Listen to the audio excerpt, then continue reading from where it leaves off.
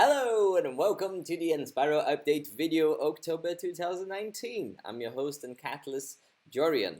As always, the series of videos here to keep you in the loop, to give you a brief summary of everything that happened in the past month so you can get up to speed. This month's going to be a little lengthier than usual just because so much stuff happened. So much energy in the cardroom. Anyway, let's get right to it. We have three big updates today.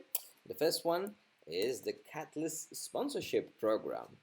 Now the Catalyst financials have a new structure that's separated from core budgeting and separated from the collective budgeting. So it's a new sponsorship program, and the three amazing people you see on the screen and the one admirable venture you see on the screen as well have been the early adopters of this project. Thank you so much for your support. Thank you. But the catalysts are not yet sustainable. We need at 1,600 New Zealand dollars extra every month as sponsorship, as tax deductible sponsorships, for us to become sustainable. So if you believe in Catalyst work, if you believe that what we're doing is really valuable, please consider becoming one of the sponsors. It really means a lot, not only to us, but to the network as a whole. But of course, sustainability is only the first step. Yes, it's just the first of a long journey, because we want to expand the Catalyst project, and more sponsors will first allow us to have a little more creativity and flexibility with our budgeting. We can apply this money in different projects, we can increase Catalyst paying rates, and we can also help other working groups becoming financially viable in the future, which would make us delighted. And of course, when we have enough money, we want to hire a new catalyst, but maybe a little different from us. Maybe a catalyst more focused in a specific role, in a specific energy. It would be the natural evolution of the catalyst experiment. But anyway, we're not there yet. We're still here. Still want to be sustainable. So please consider becoming one of the sponsors. It's a beautiful project. I would know. I'm one of them. Anyway, enough of catalysts talking about catalysts. Co-budgeting round. Right now, we are at the end of this current round. We have 7 days to go, and there's so many cool projects. So many, and it kind of gives me a bit of anxiety. All of those bars on not really completed. So if you have any money in your co-budget wallet, please consider giving those projects a look. There's a bunch of really cool stuff this time, and I'm sure if you give it a read, you'll find something that speaks to you. Please consider putting this money out there, creating good impact in the world. Third is a first calling for an assembly sprint. It's going to happen between the 11th and the 25th of November, not October, in November. The agenda is already settled, and it's time for people to opt in. So if you want to participate in this one moment that we really behave like a hive mind, like a pack, everybody together, sprinting together, this is your opportunity. It happens twice a year at this rate, and yeah, oh, sorry. Yeah, it's a great opportunity to really define in a tangible way the future of the network.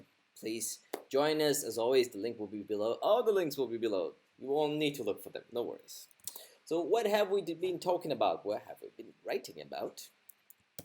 Alana wrote this very interesting article. It's about her full circle leadership framework, as most of her work is, but this one's a bit different because it talks about the dark side of the different kinds of leaders. And as with everything she writes, is very organized in a way that you will see that, oh, I know a person that's more or less like that. I know a person that's more or less like that. And eventually you see, oh, I'm more or less like that. And this is the interesting bit. Yeah, it separates the different kind of leaders, and this time talks about how do they sabotage themselves in many ways. Which is a good segue to my recent article, which is about games, but very specifically the games that are intentionally making you uncomfortable, and how this can be valuable, how this is a valuable form of art. And it also talks about this story of how I sort of accidentally participated on a cult ritual. I'm not even joking, check this out. Yeah, it's a long story, but it's an interesting one. If you're interested in things that make people uncomfortable and make them grow at the same time. I think it's a good read. So Susan actually mentioned this podcast, which is organized by Lisa, and this time is an interview with, I'm sorry if I mispronounce her name, Miki Kashtan.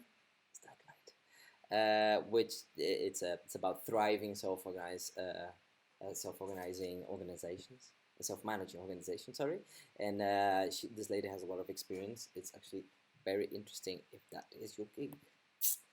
You remember last update video when Joe was trying to gather this hive mind to talk about biodiversity in New Zealand. So he made this wonderfully designed, beautiful website with everything is easy to find, and it's all very enticing, very cool. Everything is around. So if you were interested in that project last time, I mean, look at this lizard. I'm sure you're gonna love this evolved version of that collar. I am pleased to announce that the Story Dojo project has a first reposting partner. The Enlivening Edge magazine have made an agreement with us, and they will share all the text we produce. So this is the first article you've seen before. Actually, I'm going to talk about this article briefly again in a second. But yeah, so I'm very proud to announce that they are a magazine, all things teal organizations, and if you ever write anything for Story Dojo, they will re-share it and repost it, and you'll maybe reach people you never imagined you would.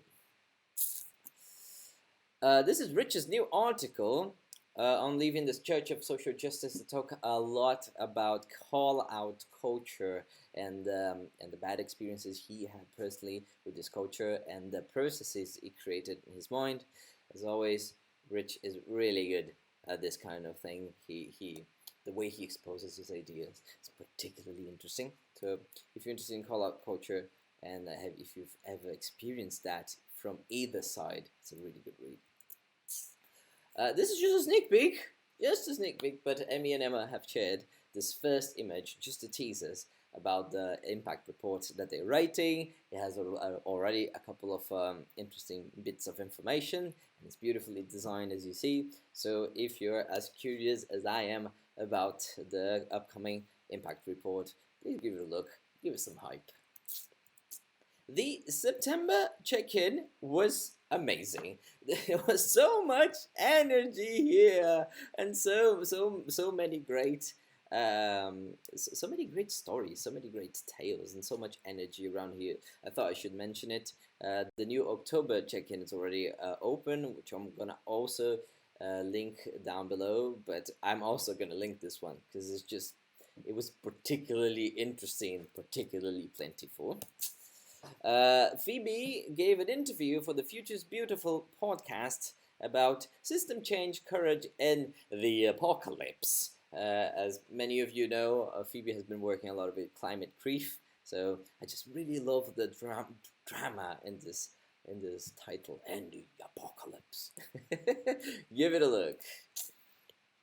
Jessie Kate has been mentioned in this article about settlements in the moon. Of course she was, because she has this amazing job. So if you're interested in space exploration and space economical development, that's a good one. All right. Oh, events. Sorry, not events. Actually, offers and requests. I opened the wrong file. I am sorry. Offers and requests from the network. Let's get to it. Folks, this is a serious and sad story. If you read the first Story Dojo, you will remember that Renato moved to the middle of nowhere in São Paulo, Brazil, to literally build his house with his own hands. And one of the greatest challenges he faced was that there's people setting fire on the forests around his house, and twice he almost lost it. And a couple of days ago, just really 3 or 4 days ago, it happened again. And this time it was harsher than ever. They saw the person setting fire to their reforested area, and I talked with him on the phone. He's okay. he's safe, his family's safe, but he almost died, and he almost lost his house. The house almost burned down. But even if this sounds optimistic, everything but the house and his family has turned to ashes. So he's organizing some sort of a crowdfunding campaign on the Brazilian website to help him get some professional anti-fire equipment. But it only accepts Brazilian cash. But still, if you want to contribute to his cause, if you want to help this man protect his life and his family and his home, the link for his PayPal will be below. And if PayPal is not your gig, talk directly to me. I don't mind being the middleman. I do have some Brazilian money as I'm Brazilian, so if you transfer me some money, I can transfer him. And if you have any compassion for this, please consider contributing, because this man is living a situation that's too much. Having the terrain around your house becoming ashes is too much. Ooh. Ooh. Okay. Woo. Let's go for the next one. All right.